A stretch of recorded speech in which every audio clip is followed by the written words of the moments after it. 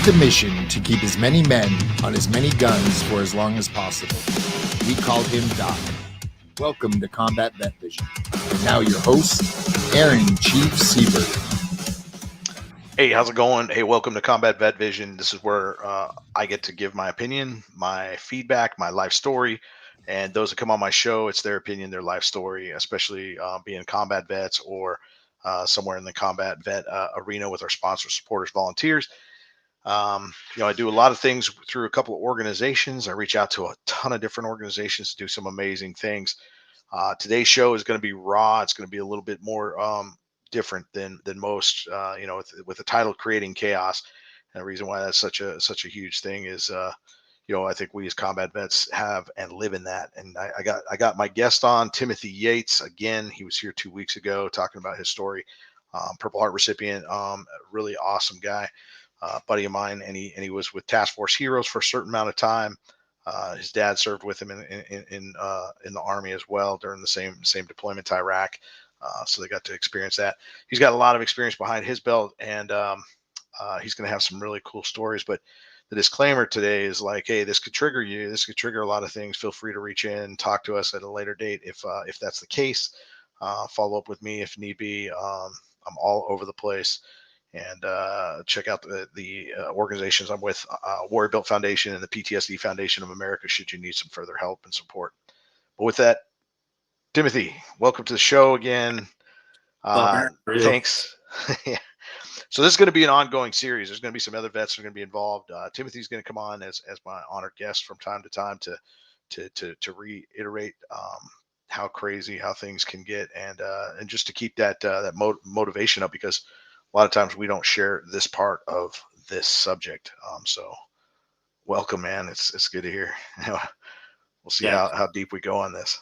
Yeah, it's good to be back. Yeah, I've been spent the last few days kind of diving into the subject. Obviously, I think it's a big thing that a lot of guys and women, not only veterans, but I think a lot of first responders deal with too. And so I just want to put like a disclaimer out there on my end too. Like, I'm no psychologist. I'm not a counselor. These are my opinions and a lot of the things that I've learned in my own journey in healing and trying to deal with some of this stuff now that I'm out of the Army and back from deployments and kids and family and all this stuff. So I just want to throw that out there. Some of this stuff is going to be a little graphic, a little triggering for some. So like Aaron said, feel free to reach out afterwards should any of that trigger you. But I wanted to touch base on a few different things first to kind of lead into creating chaos, to kind of paint a little bit of a picture for people. I've obviously done a ton of counseling in the last 10 years.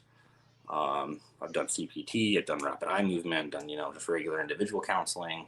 And so a lot of this stuff is some of the things that I've picked up from some of these counselors and learned about myself and about how the human brain works. And so I wanted to kind of share a little bit about that first. And the first thing is trauma. Our brain doesn't really know how to process trauma. So if you were to take the brain and let's say it looks like a hard drive and you have these traumatic events and the little files that go into the hard drive, they don't get saved correctly. They don't get saved in the right place. It's like a book on a bookshelf that's in the wrong place. And so I think that's why a lot of times with PTSD it comes out in anger, it comes out in depression, in nightmares and all these things. It's all jumbled up in there. And so we'll get into kind of how to manage some of that and deal with that. Another thing that plays into this is, things like moral injury. And what is moral injury? I went to the PTSD clinic at the VA. I spent 2 months in inpatient therapy. I think it was about 2 years ago. Kind of in a really bad place in life. I had made some mistakes in my personal life that was, again, linked to this creating chaos. We'll touch base on that in a little bit. But one of the classes that we took in that 2 months was called moral injury. I've never thought about that before. What is moral injury? So and how it can affect you. And it did. Like, it was a majority of my traumatic events were moral things. You know, I think everyone has kind of this moral and ethical, you know, these set of standards, right, as a human being. Um, and then you go to places like Iraq and Afghanistan, and you've got a 13-year-old kid shooting at you. You know, what do you do? Or, you know, you're walking into a village. One instance, for me, my personal story, going into a village, and there's an old lady, and I'm at the end of the patrol. There's this old lady. She's just sobbing, and she's pulling at my jacket and telling me that her daughter's hurt. So I go to this little compound with a little mud hut, and they had done a serious C-section on this young girl. She's probably 17 years old. I'm not really sure. And she's laying there, and, you know, everything's all out on the floor, and the husband comes out and basically isn't allowing us to provide her aid. So there's a moral issue there. At the time, it didn't affect me. You know, it was like, okay, this guy's not letting us help. It's kind of jacked up. Move along with the mission. And, you know, it's later on when you get back home and you start trying to process some of these things, you know, like, wow, that was messed up. I should have done something. I should have done more. And so there was a number of those kind of instances, but that's kind of where that moral thing comes in, just as like human, you know, you wanted to help this girl, or, you know, this kid shooting at you, what do? You know, so these are type of things that these soldiers are dealing with and processing on a daily basis. Also into like childhood trauma and things like that. We need to take a look at that. You know, if you go back to your first traumatic event in life, usually in your childhood, how did you process that? Because that is going to set the foundation on how you process the rest of the traumas in your life. If it was just swept under the rug and kept quiet, you didn't talk about it, which a lot of people do. That's how I think we learn, and that's what sets the foundation for our dealings with trauma later on. And you have probably a lot of experience with that, with the PTSD Foundation. So Right. touch.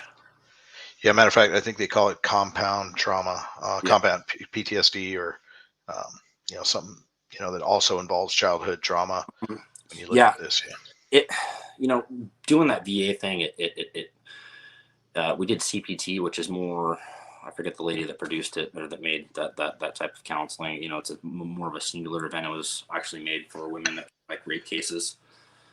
The VA has kind of adopted that. I don't know if they're still using it, but they were 2 years ago. As kind of like group therapy session to basically analyze each traumatic event.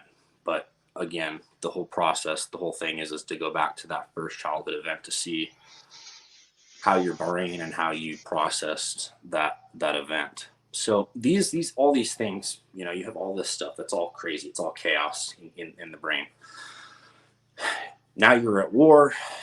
You know, you're coming back from war, and the military in general is chaotic. I mean, if you spend any amount of time in the military, you know that things are changing every 5 minutes. You know, you need to be here, you need to be in this uniform, this got changed, you know, you're doing this training today, you got to be, you know, it's ever changing. It's always crazy. Every day is something new.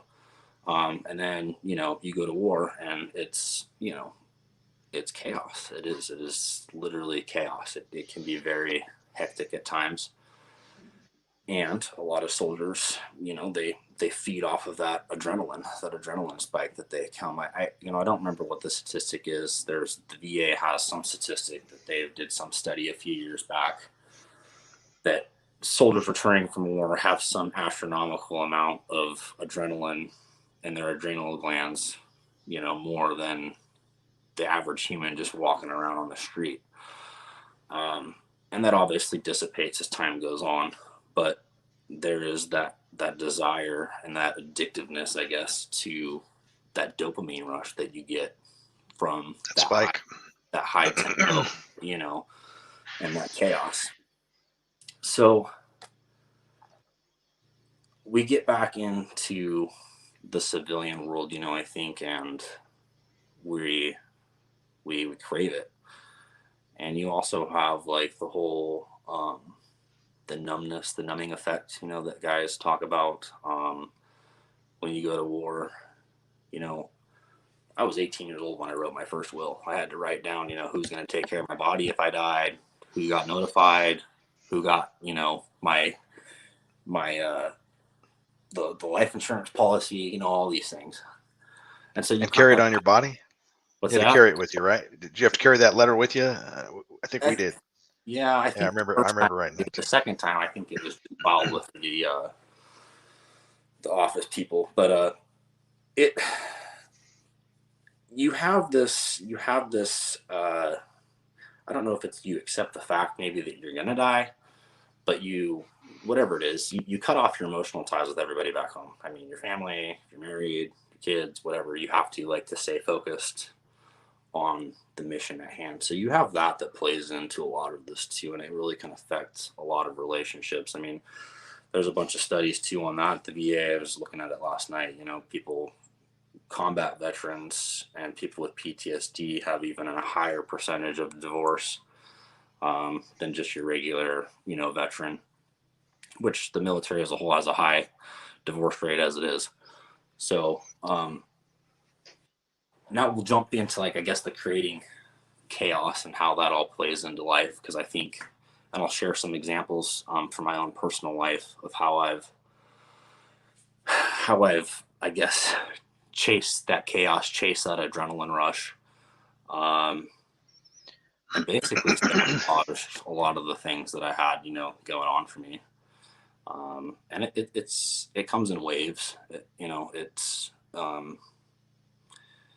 can be really difficult at times. I think subconsciously we don't even know that we're doing the things that we're doing. It just kind of like going through the motions. It's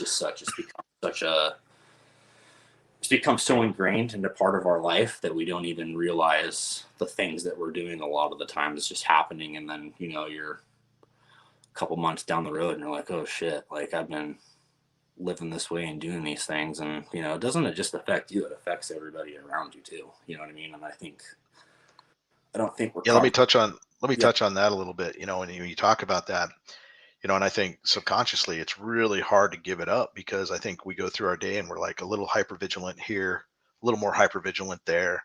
We get fired up because someone doesn't use return signal. These little triggers that just keep the adrenaline rush ping, and you don't even know it. Then you snap at your family, you snap at Yep. this thing, you snap at that, and you have this whole chaotic thing going on. But maybe you don't know how to articulate those thoughts until you really sit down. But by the end of the day, you're wondering why you're so exhausted. It's because you Mhm. spent all this time and energy on frivolous things that really didn't matter, because they mattered in combat because they kept you alive. So I just wanted to touch on that because that's one of those things that I Yeah. always keep in mind about.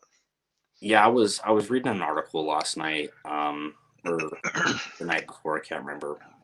And I got this little snippet out of it. I forget what website it's on, so this is not my words, but it says prolonged chaos, prolonged thrill seeking, and repeated broken relationships become less intoxicating and more destructive as time goes on. You love chaos because it conveniently distracts you from feeling woundedness, loss, guilt, betrayal, powerlessness that you don't know how to process. And so that's kind of where, I wanted to touch on some of the trauma, moral injury, and stuff like that.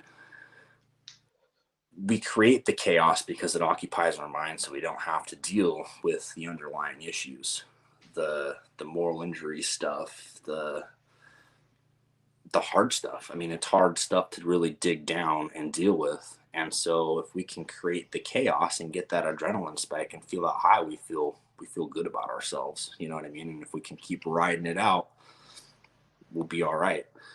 And it's really self-destructive behavior. I My own personal life, got back home from Afghanistan 2012, and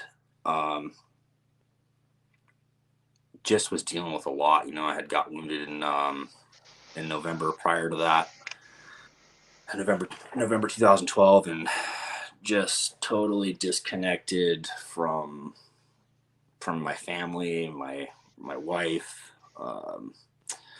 and fast forward a year, I was just kind of doing my own thing, wasn't connected with anybody. In 2015, my wife and I filed for divorce. We were living apart for 9 months. I was just out, frolicking around. Got into motocross, racing desert motocross, signed up for that, bought a bike, got doing that, get that adrenaline rush there. Got a Harley, out cruising around on that. I started fighting MMA, like nothing was ever enough. I just kept chasing and chasing and chasing this high. And then boom, like I break my leg. And now like I was in this place. And I think that's what got so hard and dark for me was now I couldn't do anything to create the chaos anymore. I was bedridden in a freaking hospital bed for 2 months, couldn't walk, and now I had to actually sit there and process this shit in my brain. And yeah, it got hard, like obviously there's suicidal ideations, you get super depressed, you're anxious. I was in pain. And I'm sitting there, processing all of the shit that's gone on in the last, 7 years, 10 years, whatever it was at that point. And, I had, the first, I didn't talk about this. I just actually found this out from my family. After I broke my leg, they gave me a 75% chance that they were going to amputate my leg the first surgery. And when I got to the third surgery with the bone infection, that was another thing. The doctor told me before surgery, like, I don't know how bad this infection is. So I don't know, like, I can't promise you're going to have a leg, so there's another like thing I had to process too. I got up to Fort Lewis. I got into some really good counseling there, and started digging deep, doing like the rapid eye movement therapy.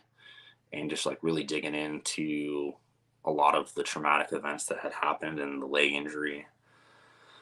But I fell out of that. Like I was there for a while and I went to Fort Carson and,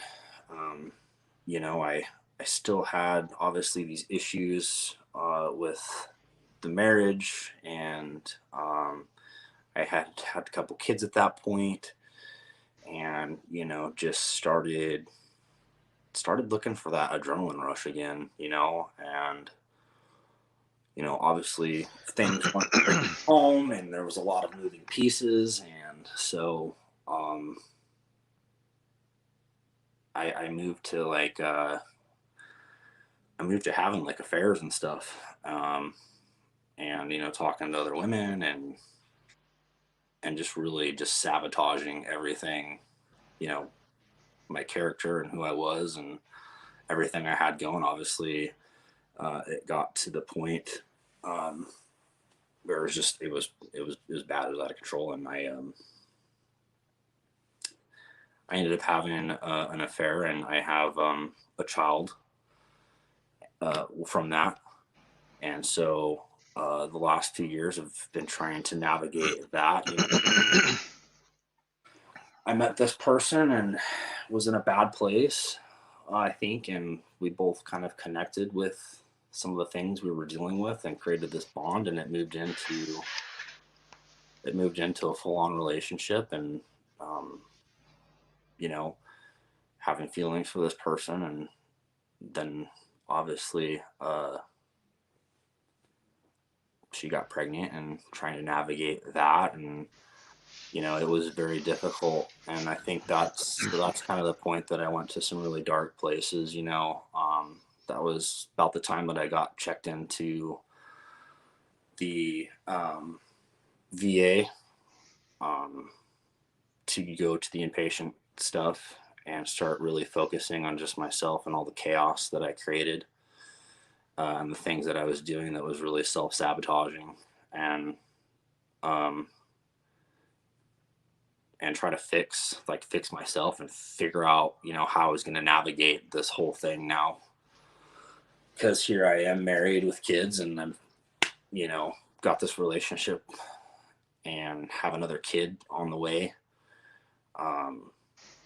and it got really messy. It's been really messy. So like I said, I think this chaos, it comes in waves, it comes in cycles. And so you can do the therapy and you can get to where you feel like you're in a good place, but we go back to that subconscious thing. Like, you got to really pay attention when this stuff's coming on, because you can start picking up the old behaviors and habits again. And you can stay in that place, that chaotic place. And so, yeah, I mean, it's easy to ride that chaotic wave for months and months at a time, or even years. For me, it's been a couple of years. I mean, just riding that wave. And until fairly recently, you know, we had this discussion after the last podcast, this creating chaos. And I was like, wow, that's what I've been doing. You know, like, I don't know how to navigate all this stuff going on in life. And maybe a lot of it was not even really created intentionally, but it's there and it's going on, and I'm not really doing anything to change any of it. Right? Maybe you don't know what to do. Maybe you're afraid. Maybe you're afraid to change. I think change is hard, you know, and people get super fearful of what others think of them, or what they're going to do, or how they're going to respond. And so people just stay in the cycle. They stay, you know, consistent with their behaviors, because it's all they know. It's all we know as veterans. I mean, if you were like me and you joined the military at 17 years old, you went from your parents telling you where to be, what to do, what to eat, you know, to the military, even stricter, where to be, what to eat, what to do. And now you get thrown out into regular life, and you don't have anybody to tell you what to do, where to be, how you're supposed to act, how you're supposed to respond, how you're supposed to do all these things.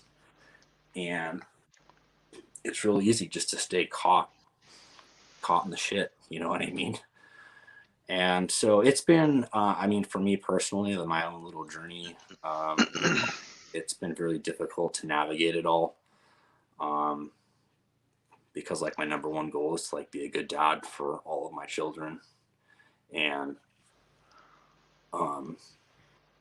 obviously I'm creating a company to try to create, you know, a legacy, and, like, redefine, like, who I am. That's part of my journey too. I just made a post on my Instagram page, you know, like, I run a construction company, and, you know, that building this company is a part of my journey now. Like, I'm trying to redefine myself, give up, like, that chaotic lifestyle and all the crap that I've went through and put my family through, and, like, rebuild myself, reestablish, and create this legacy now. You know what I mean? And in doing that, do you think that that kind of takes the place of creating the chaos, and you're now creating a future? Because there's a lot of chaos in what you got to do, right? You got to learn a lot of different trades, Yeah. how to navigate all the systems. Do you think that focus is probably the way to a healthier way of dealing with it? So you went from chaos to creating a legacy that you want to create. Yeah. So I think yeah. Does that translate? Yeah, absolutely. I think you have to, like, and it's a never learning process. Like, you're constantly learning new things about yourself when you're trying to change, right? And then trying new things out and trying to redefine yourself. You're learning new things out about yourself. And obviously, being outside of the military, you're learning, yeah, it's like you said, trades and all this stuff, and running a business, and kids and family, and all, you know, all this stuff, right? So yeah, it's chaotic for sure, but it's a healthy chaos, I think. Healthy chaos. And I think that's where that's what we need to be cognizant of what's healthy chaos and what's not, and find coping mechanisms that are also healthy, because it's easy to get caught up in the chaos and get to a point where you're super stressed out, that you're out at the bar every night, you know, drinking, or you're popping prescription medication, or you're, you know, whatever it is, to help, because the chaos becomes so out of control, you know, and you're just trying to numb it again, numb that. And so I think counseling is a huge thing. You need to really focus and dig deep. It's going to be hard. I mean, it's going to be brutal. It's going to be exhausting. It's going to be emotional. to bring up some of these events that you've buried so deep in your mind.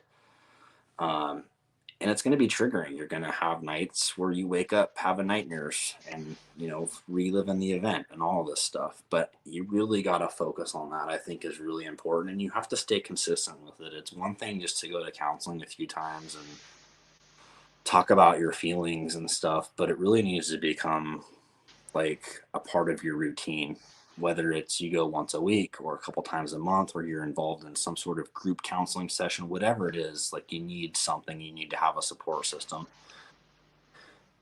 And again, into routine, like you need to be eating healthy, like you need to be going to the gym, you need to be physically healthy. The counseling fits into your mental health stuff. And I think spirituality is another one. Like, the military is big on teaching resiliency, and one of those 5 pillars of resiliency is, I think, spirituality. They've done studies, and having some sort of higher power that you believe in or whatever, it gives you some hope. And people that have that do have higher success rates and resiliency in hard situations. And then staying disciplined, I think, is key. You have to stay disciplined with the routine and disciplined with the counseling, because it is very easy, like we just touched on, to go to counseling for a few months or whatever it is, and you're like, okay, I'm good, don't need this anymore. And you're going to slip right back into those patterns if you don't have the support or you're not going to counseling. And I mean, I'm a prime example of that. I've done it time and time again, Yeah, that's so often the case. I mean, what's cool about the warrior groups that I run, and one of the things I talk about, a lot of guys have come there.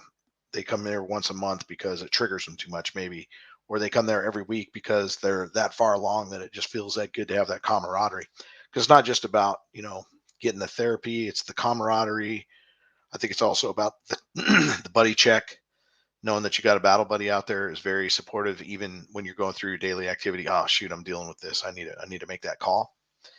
But I tell them, I'm like, hey, if you get good enough and you step away for a while, come back.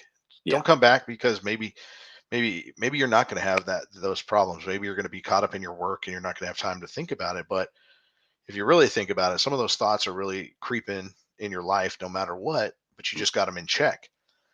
To keep them in check, just pop into a group from time to time and have a moment. Just unload that stuff off your shoulders where you can do it where it's safe.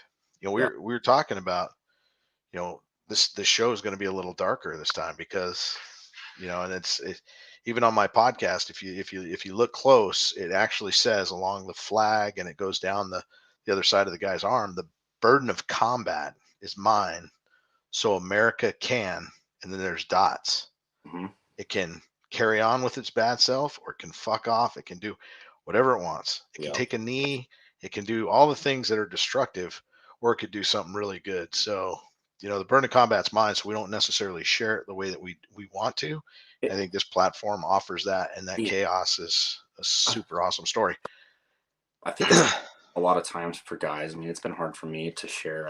I mean, most people don't really know anything about my deployments. Yeah, they know I was wounded. They know that. I'm pretty, again, just like you just mentioned, it's my burden to carry the things that I've seen, the things that I've done. That's how I've always felt. And, that was my choice to join the military, and I went over there, and it's my burden to carry now.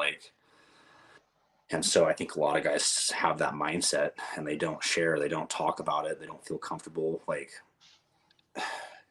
I mean, it's hard to explain some of these topics, to people, because they just have no clue. I mean, we just talked about like the C-section stuff. I mean, that was one of many women in these little remote villages that they were just freaking cutting open and laying left on the ground to die, because it was God's will to have, if she were to die like that, it was God's will, according to these elders in the village, they had to save the baby. And if it's God's will for her to die now, I mean, how do you grasp that? How do you vocalize? I mean, how do you tell somebody that? And then how are they supposed to understand? The few people that I have told just look at you like, oh, like in counseling and stuff, look at you bug-eyed, like, Holy shit, dude. Where do you, where was this at? This is going on where? And Yeah, and so, there's tons of stories like that. Like it's an unbelievable set of circumstances it doesn't exist in America.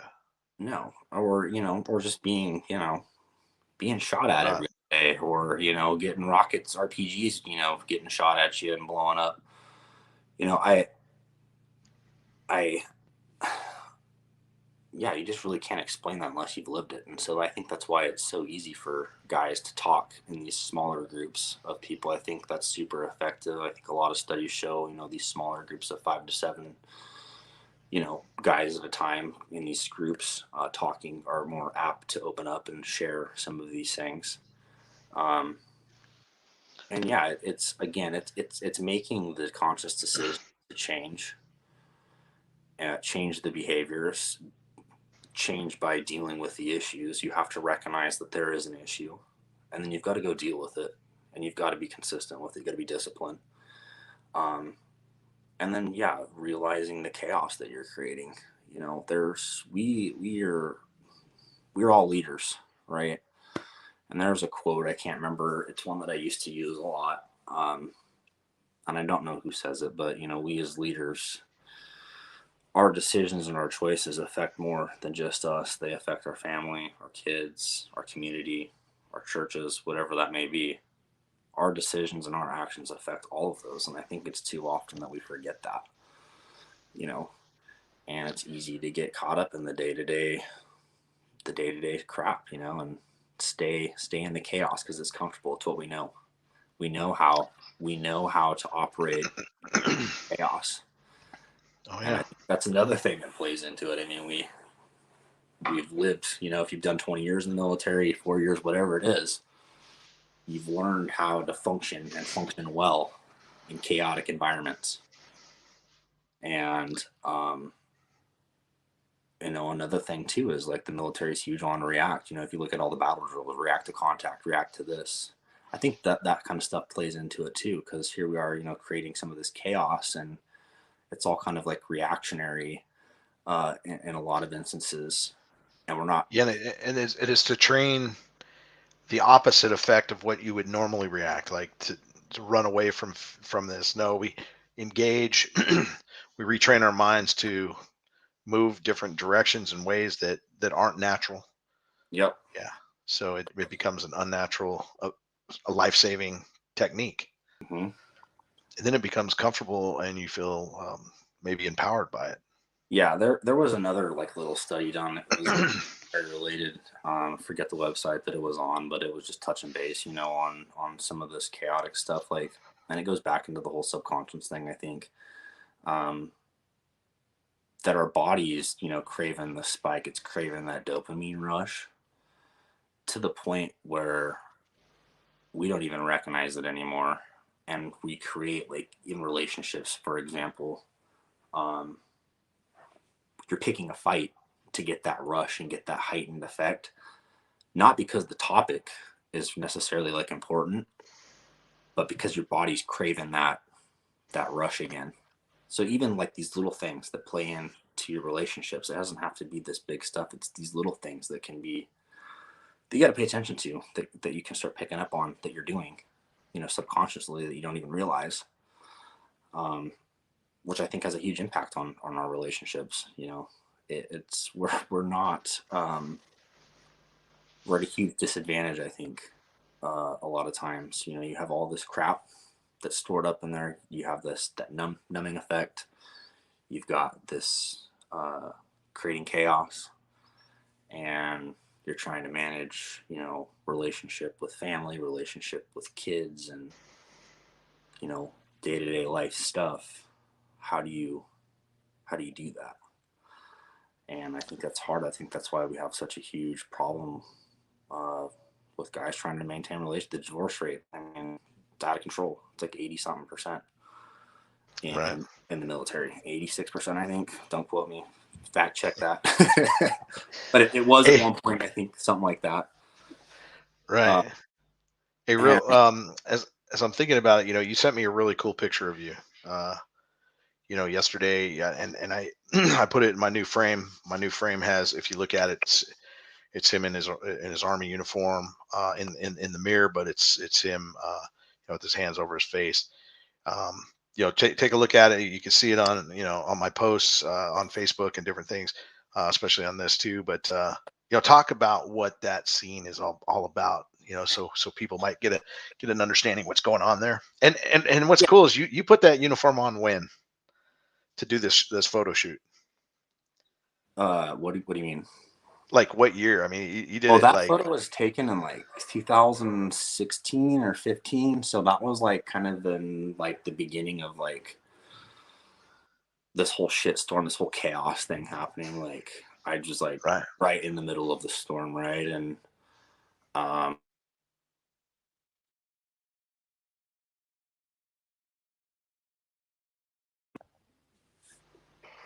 lost you. No, you're here. Are we there? Oh, yeah. I'm here. Can you see me? I don't know. Yeah, I lost the video. I got a phone call come through. Hey, that's all right. You can, if you want, you can pop off, pop right back on. It'll come back.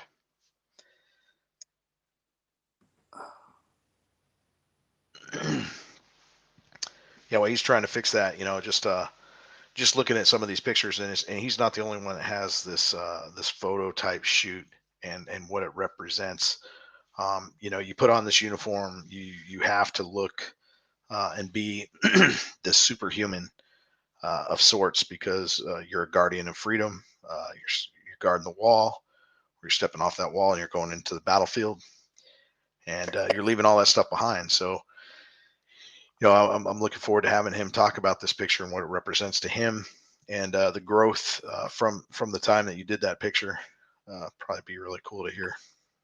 Yeah, sorry about that. I don't know what happened. Hey, no problem. But yeah, just I got a couple guys on the units had done a picture. It was, I think, the Veteran Vision Project. It was a guy named Devin going around taking pictures of veterans. And yeah, so it's two pictures and then he merges them into one, and it's just to kind of showcase kind of your story. That picture actually ended up blowing up and was used by the VA and all kinds of stuff. And so yeah, it's me in uniform standing in the mirror, pretty like professional and just like, and then me standing in front of the mirror, yeah, with my hands over my face, just to showcase, what a mess, my life was at, and just, I guess, kind of ashamed in a sense, of what I was becoming. And the depression and anxiety, it's to showcase all of that, just kind of like in a position where you're just kind of like giving up. And so yeah, I did that photo, and things didn't get better. I shortly after that broke my leg, and then had all this stuff happen, and just have kind of fast forward into really just very recently just really trying to get back on track, just trying to make the next right move, the next right step, and ultimately, find like my own happiness, aside from the military, aside from people, aside from what people think about me or what I'm doing, and then, yeah, that was just, again, it's you have these realizations that you're in chaos, you're creating your storms, right? But again, it's dealing with that stuff is hard, and we don't want to do hard things, because it's hard. And it's easier just to continue in on it. And that's what I'm super guilty of that. I've done that for the last 7 years, last 10 years, just lived in it, until, the last, I'd say 6-7 months, just finally things need to change. Like my life literally depends on it to change, right? I mean, if you continue down this vicious cycle of chaos, your life, it is sucking the life right out of you. You can only withstand so much stress in life until you're going to get to either a breaking point or you're going to have a freaking heart attack, So Right. yeah, that picture, yeah, just to kind of showcase just kind of the mental side of things that guys are going through on a day-to-day basis that you don't see. The soldiers, I mean, you see them in uniform, they look professional, they're squared away, they're doing their thing. But when that uniform comes off and they're at home with their family, or they're just getting out and they're back as a civilian, what does it look like? You know, when they finally have a time to sit down and decompress, it can get really dark. Right. And so that's kind of where that picture came into play. Nice. So, Well, hey, thank you so much for everything, man. If you got any last thoughts, and again, if anybody needs to get a hold of Timothy, hit me up. We can make that happen. He's in the show notes. He's got all this cool stuff, and anything you want to add, Timothy, feel free to do it, man. yeah, I would just say, I just want to touch base again, mindset, being cognizant of what's going on, really we're trained in the military to pay attention, situational awareness.